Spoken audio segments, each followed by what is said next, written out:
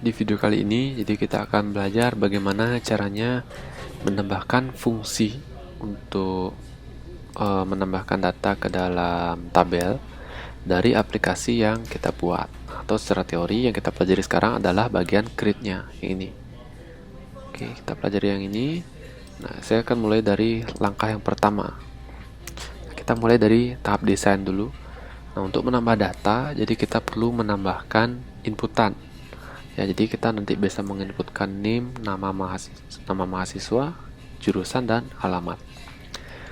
Oke, nah kita modifikasi dulu formnya, desain dari form yang kita buat. Oke, sekarang saya geser sedikit posisi dari tabelnya. Seperti itu, kemudian kita mulai tambahkan elemennya. Nah, mulai dari label, misalnya kita drag and drop sini. Nah, misal saya taruh di sebelah sini. Oke. Kemudian saya perlu lagi sebuah inputan untuk name, yaitu text field. Oke, saya klik di sini. Kemudian saya bisa pilih, misalnya saya taruh di sebelah sini. Oke, saya klik kanan, labelnya, edit text, name, titik 2. Kemudian untuk ini text fieldnya, saya perbesar saja seperti ini. Nah, misal seperti itu.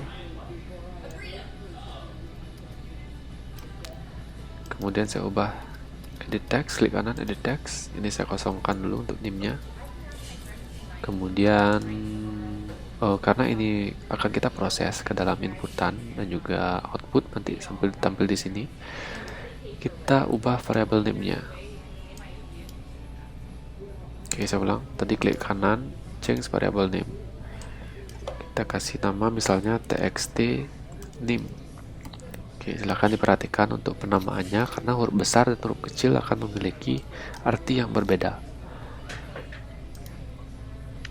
Nah, kemudian kita tambahkan inputan yang kedua. Oke, saya tambahkan label lagi. Label saya taruh di sini. Nah, ini untuk inputan nama. Kita gunakan text field juga. Text field. Oke, sama seperti tadi, klik kanan edit text. Kita ketik di sini nama mahasiswa. Titik 2. Kemudian di sini text fieldnya edit text, kita kosongkan. Kemudian kita ubah variable name-nya. Namanya txt nama. Kemudian klik OK. Kemudian yang ketiga sama, kita tambahkan label di sini.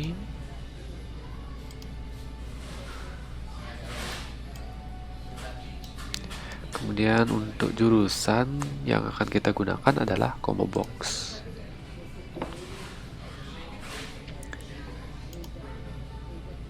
Oke, kita atur jaraknya. Kemudian sama, kita ubah tulisan di teks jurusan. Kemudian ini untuk combo boxnya kita ubahnya di properties di sini. Di properties kita ubah di bagian model. Oke, kita klik tanda titik-titiknya ini. Kemudian kita ubah pilihannya. Ya, kita sesuaikan dengan desain dari tabel yang ada di database kita. Nah, kalau lupa lihat di sini di ppmadmin, kita cari di bagian struktur. Nah, di tabel mahasiswa struktur kita lihat di jurusan. Nah, di sini ada. Jadi yang perlu kita isi di sana adalah MDI, DM, KAB, SK. Nah, samakan dengan ini. Oke. MDI, DM, KAB, SK. Nah, kita samakan. Nanti mulai dari saya coba ulang. Nah, mulai dari yang pertama dulu. MDI, DM, KAB, dan SK. Oke, kalau sudah sama seperti itu, MDI, DM, KAB, SK, kemudian klik OK. Oke, kemudian kita ubah, klik kanan, change variable name. Kita ubah namanya CB jurusan. Klik OK. Kemudian inputan terakhir adalah untuk alamat. Kita tambahkan di sini label.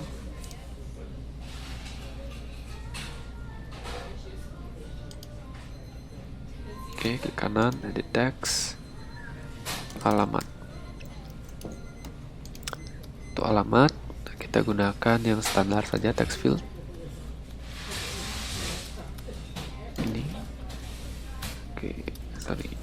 Nah, ini kita atur dulu ya jaraknya. Saya ulang, text field kita taruh di sini. Kita atur jaraknya. Kemudian klik kanan, edit text, ini kita kosongkan. Kemudian klik kanan lagi, change variable name, txt alamat. Kemudian klik OK. Nah, ini inputan untuk penyimpanan data. Ini kita bisa atur. Oke, nah misalnya seperti itu. Nah, yang perlu kita tambahkan lagi adalah tombol untuk menyimpan data nantinya. Kita tambahkan button ini, kita taruh di sini misalnya. Oke, klik kanan, edit text, simpan, enter. Kita klik kanan lagi, pilih change variable name. Kita ubah variable name-nya karena ini akan melalui proses coding nanti ya, supaya kita tahu nama tombolnya apa. Nama tombolnya adalah btn simpan. Oke, klik OK.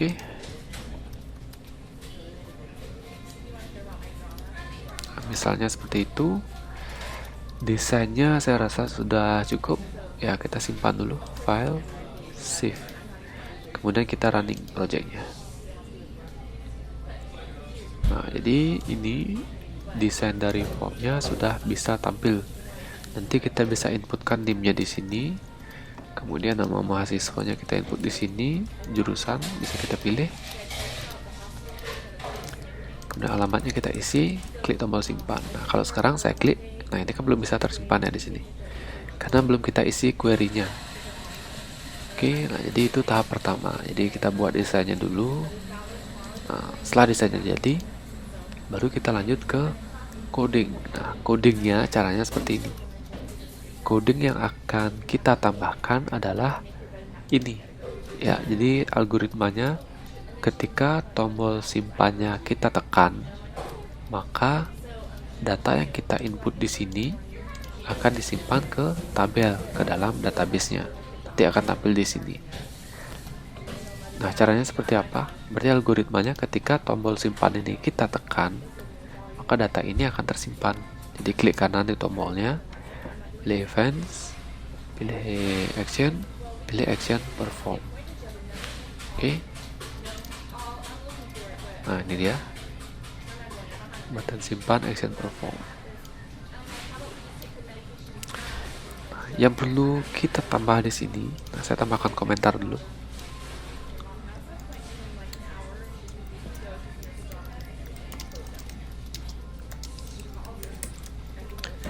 Oke, menyimpan data ke database. Jadi kalau secara script, nah, ada cara cepat, ada cara lambat. Nah, kalau misalnya kita mau cara cepat, caranya sangat gampang.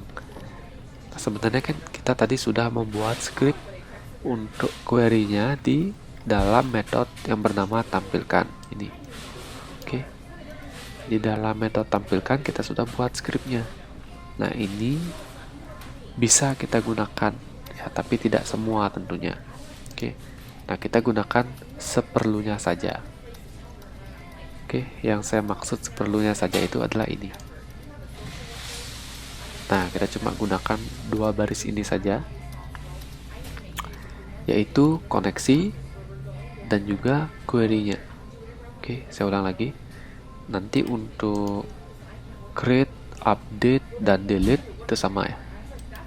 Nah, kita membutuhkan koneksi tentu yang pertama. Setelah itu kita perlu query.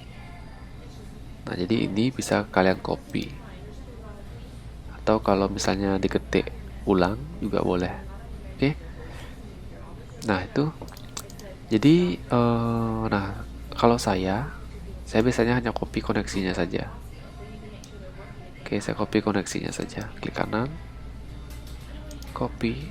Kemudian saya pindah ke sini, ke tombol simpannya. Nah, kalau kalian bingung cari tombol simpannya di mana, kembali ke desain, klik kanan, events, action, exit perform. Oke, kita tambah di sini. Klik kanan, paste. Koneksinya sudah pindah ke sini. Ya, tapi masih error ya. Nah, untuk menghilangkan errornya sama seperti tadi, klik di icon errornya, pilih surround statement with try catch. Oke. Nah, sudah dibungkus seperti ini. Oke. Dalam bentuk try dan catch. Nah, ini hanya komentar ya, kalian boleh taruh di mana saja karena ini tidak akan dibaca sebagai script. Ini hanya komentar. Oke, ini adalah koneksi. Kemudian di bawahnya kita tambahkan query. Menyimpan data. Nah, untuk query hampir sama. Oke. Nah, tapi bedanya, kenapa saya copy hanya connection-nya saja? Karena di sini kita tidak menggunakan query seperti ini, tapi langsung ke koneksi. Maksudnya seperti apa? Ya, langsung seperti ini kita buat koneksinya. Kontrol spasi. Ini nama koneksi yang saya buat adalah koneksi. Ini saya ketik di sini. Koneksi dot create statement. Nah, di sini sudah ada. Tekan enter. Kemudian dot. Nah, kita gunakan di sini adalah execute update, bukan execute query. Oke. Yang kita gunakan adalah execute update. Oke, ini dia. Execute update. Tekan enter. Oke. Nah, itu. Kemudian kita tinggal tambahkan di sini query untuk tambah data. Saya tidak akan menjelaskan lagi secara dasar untuk query select, insert, update, delete karena mungkin sudah kalian pelajari di mata kuliah basis data atau pemrograman web. Oke, nah saya hanya sekedar menjelaskan secara ringkas saja di sini. Oke, nah kita tambahkan tanda petik 2 seperti ini. Tambahkan tanda petik 2 seperti itu. Kemudian, nah supaya tidak lupa di akhir kita tambahkan titik koma. Nah, supaya errornya hilang ya. Nah, untuk query tambah data, nah di sini perlu ketelitian. Jadi kita menggunakan insert, oke, untuk tambah data. Nah, saya jelaskan saja mulai dari sini. Nah, bagi yang sudah bisa, nah tidak apa. Ya, ini saya menjelaskan bagi yang belum paham, jadi supaya lebih paham yang dimaksud query tambah data itu seperti apa.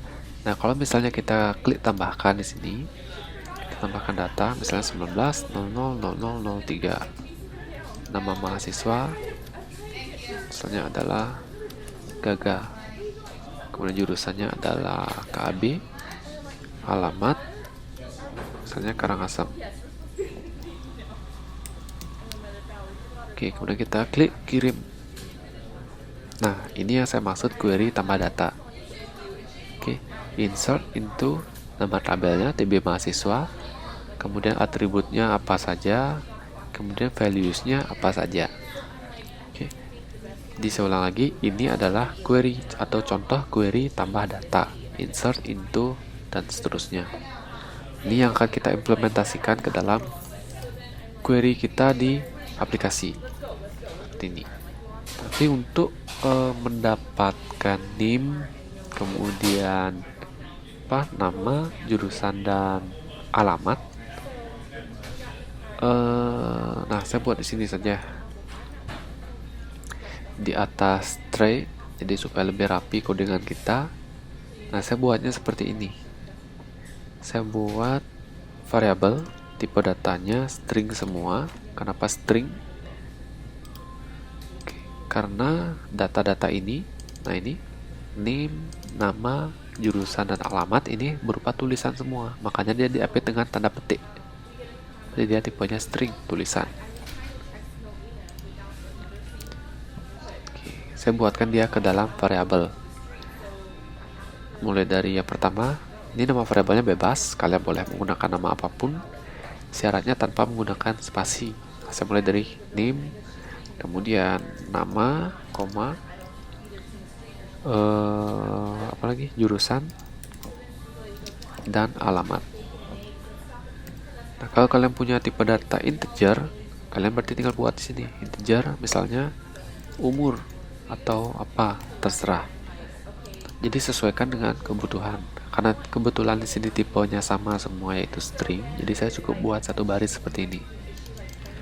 Oke, itu tipe datanya untuk variabel. Sekarang tinggal kita isi masing-masing variabel, mulai dari name. Nah, name ini isinya adalah kita ambil dari sini. Ya, kita ambil dari sini. Caranya klik kanan, cek variable name. Nah, kita harus tahu dulu name-nya ini apa. Nah, di sini name-nya adalah txt name. Klik OK. Kita kembali ke source-nya. Nanti txt, tekan Ctrl spasi, nanti dia muncul di sini. Ya, txt name .get text. Oke, itu untuk mendapatkan name yang kita inputkan. Setelah kita inputkan, nanti akan disimpan ke tabelnya. Oke, kita lanjut. Nama, caranya sama, txt nama .get text. Kemudian jurusan sama dengan, namanya adalah cb jurusan dot. Nah, karena dia combo box, berarti yang kita gunakan adalah get selected item. Nah, ini sudah kita pelajari ya di materi sebelumnya. Kemudian terakhir alamat. Alamat sama dengan txt alamat .get text. Itu saja untuk inputannya. Nah, di sini masih ada error. Jack cannot convert to string. Ini. Nah, kita tambahkan ini to string. Nah, jadi masing-masing variabel ini sudah isi nilainya sesuai dengan yang kita input nanti, name, nama, jurusan, alamat. Ketika kita klik simpan, maka data ini akan disimpan ke dalam tabel. Caranya, nah, di execute update-nya ini kita tambahkan query-nya. Insert into nama tabelnya tb underscore mahasiswa, kurung buka tutup. Nama atributnya apa saja? Nama atributnya kita bisa lihat di sini. Ada name, nama, jurusan, dan alamat. Ini nama atributnya.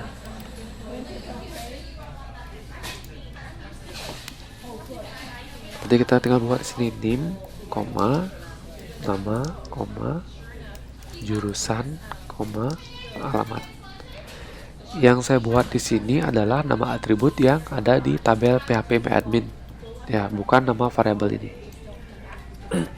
Bukan nama variabel ini, tapi ini adalah nama atribut atau field yang ada di php-admin-nya.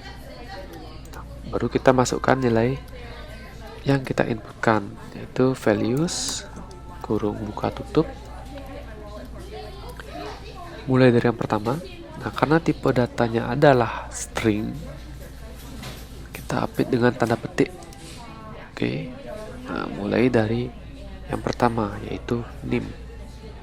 Nah, untuk menggabungkan antara ini tulisan atau string dengan nilai, kita harus, nah ini yang perlu diperhatikan, di tengah tanda petik satunya saya tambahkan tanda petik 2 kali, 1, 2.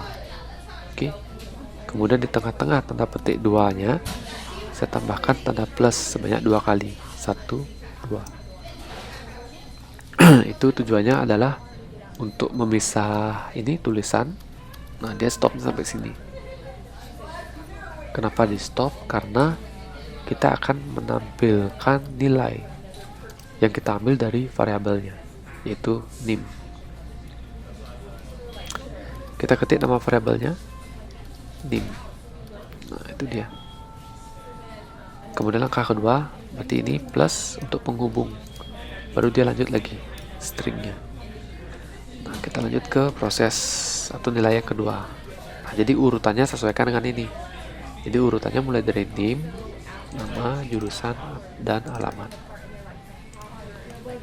Koma, tanda petik 1, 2 kali, buka tutup. Kemudian di tengah-tengahnya tanda petik 2 kali, buka tutup. Kemudian tanda plus 2 kali, buka tutup. Setelah itu kita masukkan variabel untuk nama, yaitu nama. Kemudian lanjut, setelah tanda petik 1 terakhir, kita tekan koma, tanda petik 1 lagi, tengah-tengahnya tanda petik 2 kali, tanda plus 2 kali. Kita masukkan variabel jurusan. Kemudian koma lagi yang terakhir, petik 1 2 kali, tanda petik 2 kali, plus 2 kali, alamat. Oke, nah jadi itu untuk proses pembuatan query-nya. Ntar di bawah ketika kita sudah tambahkan data,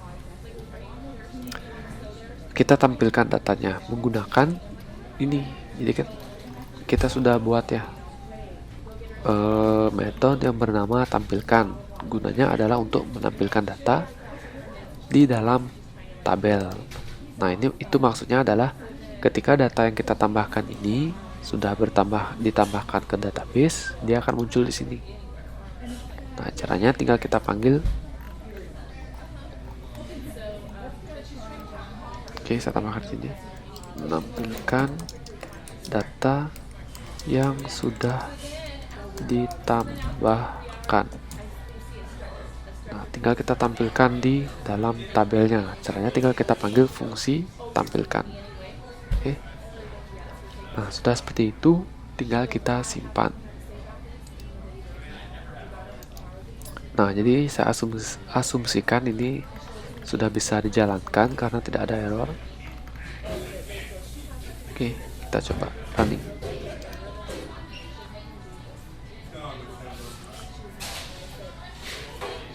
Nah, di sini sebelum saya tambahkan data, sudah terdapat 3 buah data.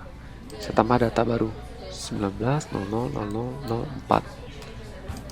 Oke, nama mahasiswa adalah John. Jurusannya adalah MDI. Alamat misalnya di Bajawa. Kemudian klik simpan. Nah, apa yang terjadi? Oke, kita lihat sini. Data yang saya tulis di sini, ketika saya klik simpan, sudah bisa ya tampil ya. Ini John. Kalau kita cek di database-nya, nah ini John juga sudah tersimpan. Oke, berarti script atau query insert-nya sudah berjalan sesuai dengan harapan. Nah, tapi kalau kita lihat di sini, ini ada perulangan dari Wawan, Yaya, Gaga. Nah, di sini Wawan lagi, Yaya, Gaga, baru John. Nah, seharusnya yang 3 ini kan tidak ditampilkan lagi. Ya, di sini ternyata ada perulangan. Oke, kita coba bereskan dulu ini. Berarti tadi masalahnya di sini, ditampilkannya ini. Ya, ditampilkan ini dia menampilkannya berulang 2 kali.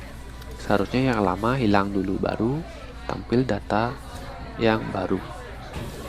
Oke, kita coba cek metode tampilkan. Kita coba, nah berarti di sebelum koneksi, sebelum kita panggil data ini, selectnya kita harus bersihkan dulu data yang sudah ada supaya tidak terjadi duplikasi seperti yang tadi. Oke, kita hapus dulu ya. Berarti kita di sini di dalam tray paling atas, saya coba menghapus data lama.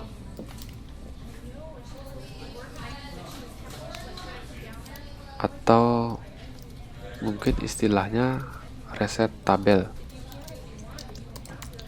Oke, tabelnya kita reset, kita nolkan dulu. Setelah dia nol atau dia kosong, baru dia ditampilkan yang ini. Oke, jadi ini tidak ditampilkan secara berulang. Nah, jadi caranya kita harus tahu dulu baris jumlah data yang ada di tabel ini ada berapa. Nah, caranya supaya tahu, kita gunakan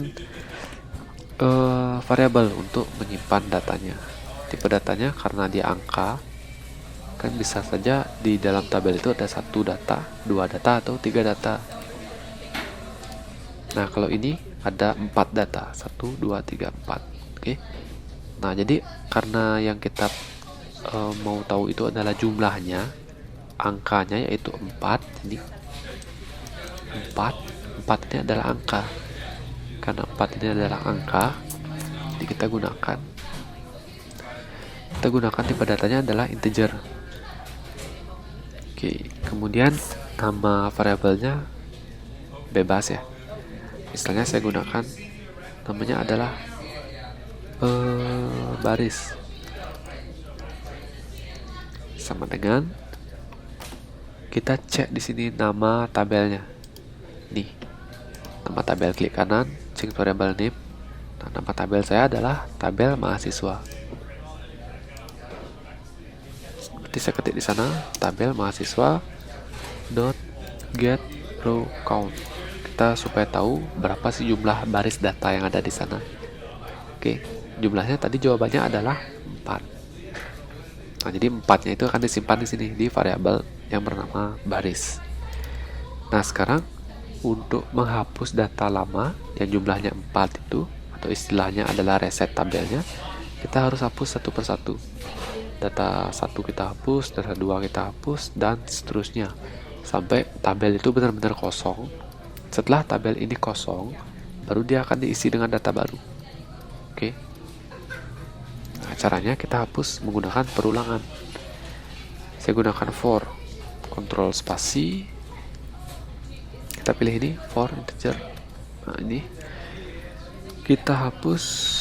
Nah, ini batas akhirnya adalah berapa baris yang akan kita hapus. Jawabannya adalah ini, variabel baris. Oke, saya buat di sini baris.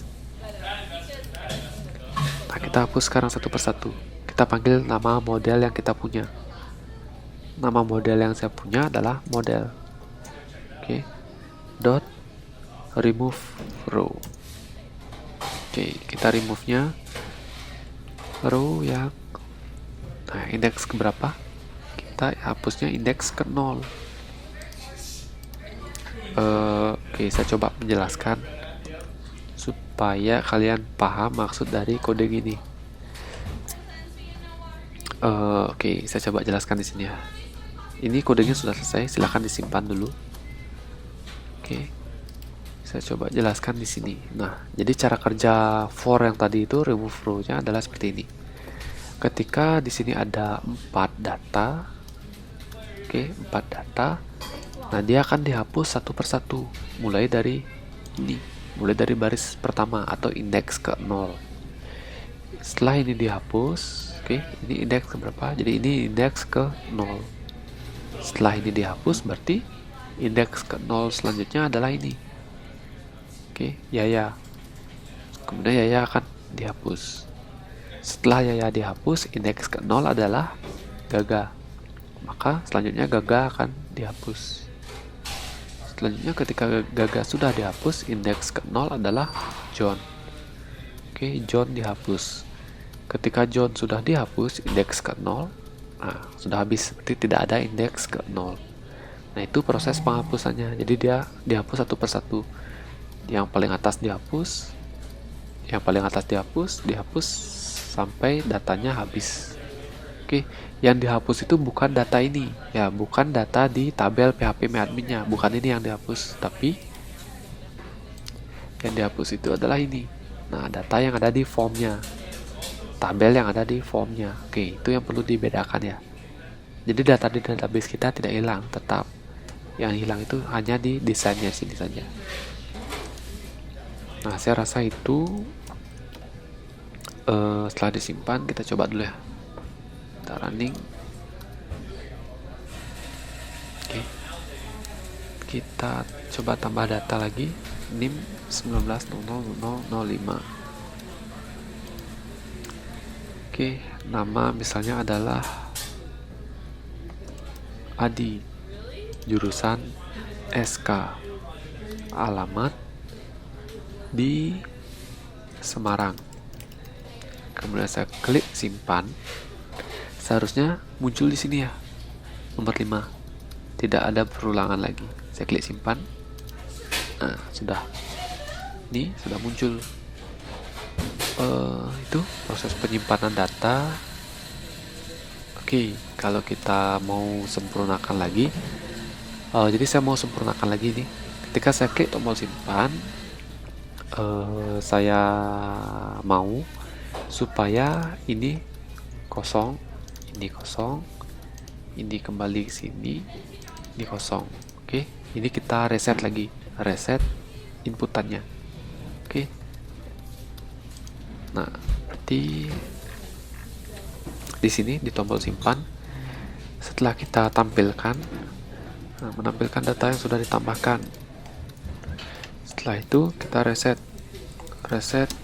inputan, kita nolkan.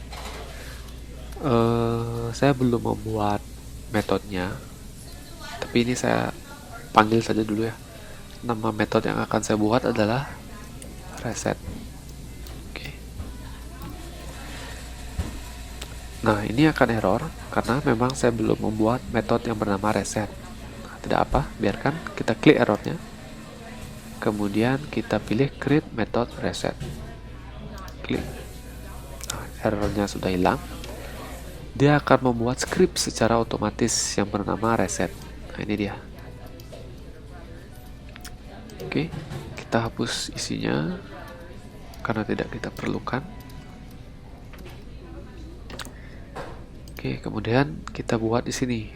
Nah, untuk mengkosongkan ini semua, kita nanti kosongkan NIM-nya, kita kosongkan, nama kosongkan, jurusan kosongkan, alamat juga kita kosongkan. Nah, caranya tinggal di sini kita panggil variable name dari masing-masing inputan, mulai dari txt NIM dot. Nah, kita kosongkan set text, kita buat null. Ya, boleh kita tambahkan tanda petik 2 seperti ini.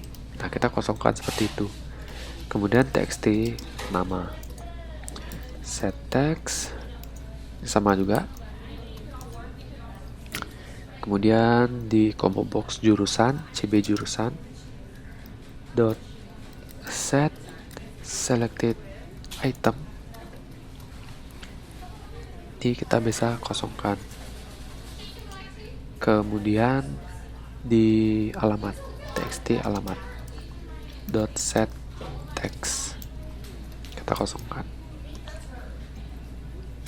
Oke, saya rasa itu. Kita coba lagi. Ini silahkan disimpan skripnya. Kita running. Nah, kita tambahkan data baru 190006. Nama mahasiswa Kori,